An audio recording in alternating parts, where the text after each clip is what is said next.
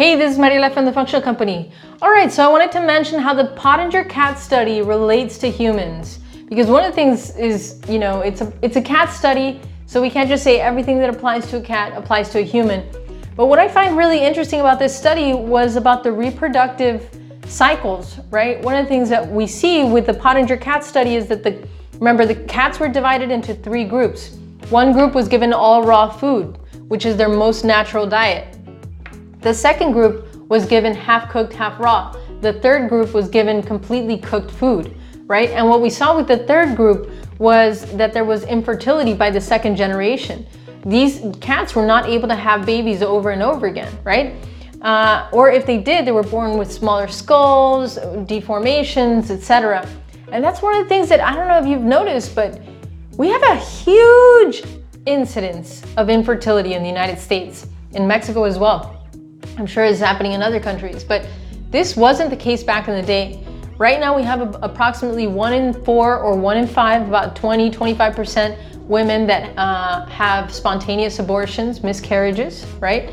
And so we also see a lot of women struggling, a lot of couples, because it's not always the woman, sometimes it's the man in the situation, but a lot of couples struggling to get pregnant.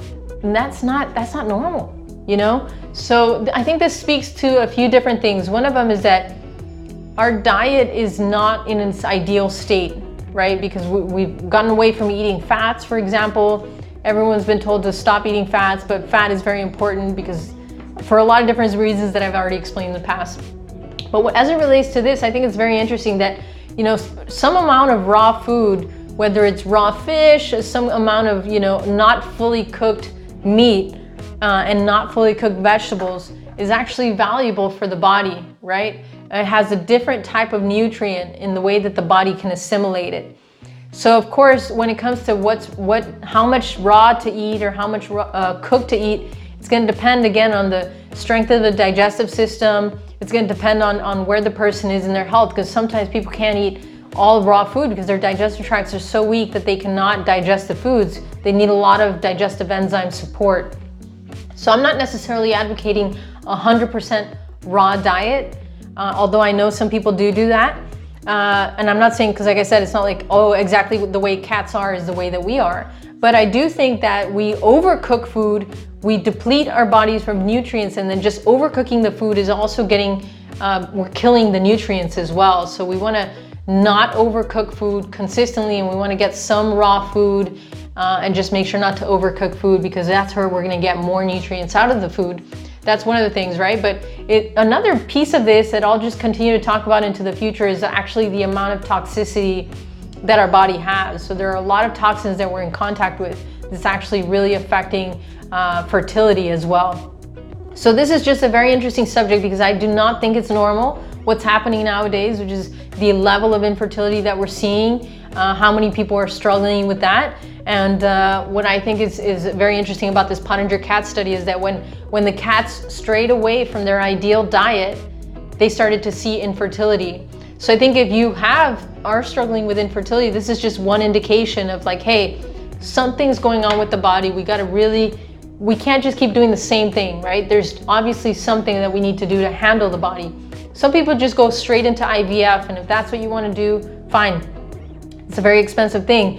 But what I'm saying is, even if you do get pregnant, we want to make sure that the body can sustain life for 9 months. So it's not enough just to be like, yeah, you're pregnant, through IVF or IUI, and so we have to make sure that the body is in a great condition to carry life, right? And give birth and have the whole process be correct. And so what's interesting about this study, the Pottinger cat study as it relates to humans, is when you stray away from the ideal diet, you get these infertility situations going on, and we're seeing a huge incidence of that. And I think in part it's diet, in part it's toxicity from our environment and all these things that is overloading the system.